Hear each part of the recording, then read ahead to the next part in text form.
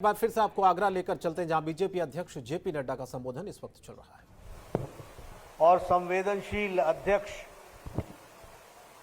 श्री स्वतंत्र देव जी, हमारे राष्ट्रीय संगठन महामंत्री श्री बीएल संतोष जी, हमारे उत्तर प्रदेश के प्रभारी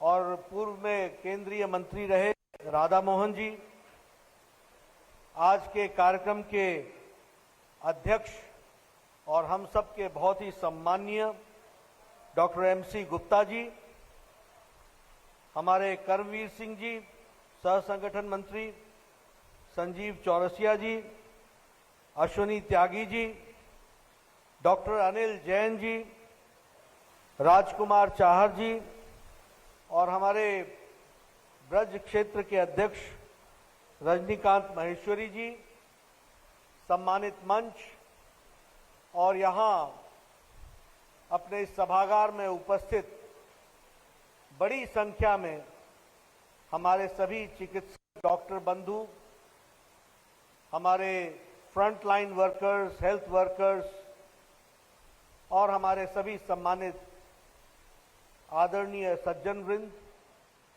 मीडिया के मेरे साथी, प्रेस मीडिया, प्रिंट मीडिया और इलेक्ट्रॉनिक मीडिया के मेरे साथीगण, मुझे वैसे तो आगरा राजनीतिक कारणों से कई बार आने का सौभाग्य मिला है। आगरा वैसे कई लोग कई कारणों से भी आते हैं, इसलिए मैंने कहा मैं राजनीतिक कारणों से कई बार आने का सौभाग्य मिला है। लेकिन मुझे याद है कि शायद 2017 में मैं यहां स्वास्थ्य मंत्री के रूप में गायनेकोलॉजी के कॉन्फ्रेंस में मुझे यहां आने का सौभाग्य मिला था और डॉक्टर्स के साथ मुझे मिलने का भी मौका मिला था और बाद में यहां के प्रबुद्ध डॉक्टरों के साथ अलग से भी मिलने का सौभाग्य मिला था। आज मैं गुप्ता जी का धन्यवादी हूं कि उन्होंने मुझे फिर से ये मौका दिया और उन्होंने फिर से आप सब लोगों के साथ मुझे मिलने का सौभाग्य दिया और मुझे स्वास्थ्य मंत्रित्व काल को याद करने का भी मौका दिया। इसके लिए मैं आयोजकों का विशेष रूप से धन्यवाद देता हूं। हमारे मंच संचालक जी कह रहे थे कि एक भी पत्थर फेंको तो वो डॉक्टर के घर जाता है। मैं उनसे कहूंगा कि थोड़ा शब्दावली हम बदलें, एक भी फूल फेंको तो वो डॉक्टर के घर जाता है। मैं डॉक्टरों के घर से आता हूं, मेरे यहां सभी डॉक्टर हैं, एक अकेला मैं ही हूं मिस्टर, बाकी सब डॉक्टर। तो मुझे मालूम है कि डॉक्टर की व्यथा क्या होती है। आज मेरी नाइट है, आज मेरी डे और नाइट है, आज मेरे को फ्री करने वाले को क्या बोलते हैं, जो रिलीवर, मेरा रिलीवर नहीं आया है, तो मुझे नाइट के बाद फिर नाइट में जाना है। और किसी फंक्शन में चले जाओ तो आधे डॉक्टर फंक्शन से बाहर निकल करके बोलते रहते हैं, फ्लूइड दे दो उसको, थोड़ा ये भी दे दो, मैं आता हूं जरा डिनर के बाद। ये मैं इसलिए सुना रहा हूं कि डॉक्टर कभी भी कॉकपिट से बाहर नहीं निकल पाता। He is always in the cockpit. घर में भी है तो क्या है, ब्लड प्रेशर कितना है, रात को बिगड़ गई तबीयत, अभी चलो।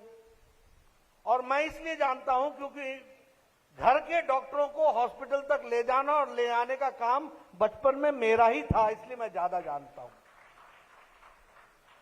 मित्रों, आप सब लोग बधाई के भी पात्र हैं, शाबाशी के भी पात्र हैं। आप लोगों ने मानवता की जो सेवा की है उसको कोई सर्टिफिकेट नहीं दे सकता, उसकी कोई शाबाशी नहीं दे सकता। मन का संतोष ही सबसे बड़ी शाबाशी होगी, क्योंकि जिस तरीके से आप काम में जुटते हैं, इसका एहसास बहुत कम लोग कर सकते हैं। आपको खुद ही एहसास करके मन को खुशी लेनी पड़ेगी, यह मैं जरूर कहना चाहता हूं।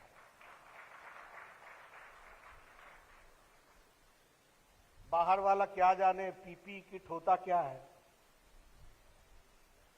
बाहर वाला क्या जाने कि मुस्कुराने वाले डॉक्टर अंदर से तरोतर है, पसीने से तर हो गया, 5 घंटे से खड़ा है, जीवन और मौत से जूझने वाले के जीवन दान देने का काम कर रहा है। ये डॉक्टर है, इसको हमको समझना चाहिए।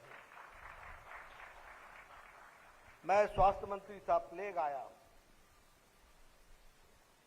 मेरे छोटे छोटे बच्चे थे,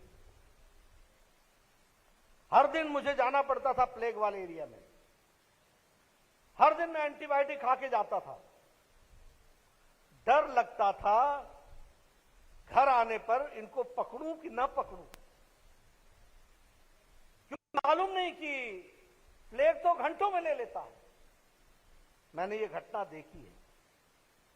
मैं एहसास कर सकता हूं कि 1.5 साल से डॉक्टरों के परिवार की मानसिक स्थिति क्या होगी, इसको समझना चाहिए, जो हर दिन जाते हैं और जाकर के फिर लौट करके कोरोना वार्ड से लौट करके आते हैं। इसलिए आपको जितनी बधाई दी जाए, जितनी शाबाशी दी जाए, वो कम है। मानवता की सेवा करना। और ये देश हम कोई 2 million, 3 million, 5 million, 4 million, 6 million वाले नहीं हैं। हम 1.3 बिलियन वाले देश हैं और प्रजातंत्र देश हैं और फेडरल स्ट्रक्चर है। कोई अपनी वाणी बोलता है, कोई अपनी वाणी बोलता है, उसके बीच में हम मानवता की सेवा में जुटे हैं। खबरों के निष्पक्ष विश्लेषण के लिए सब्सक्राइब करें Janatantra TV and press the bell icon. Never miss any update.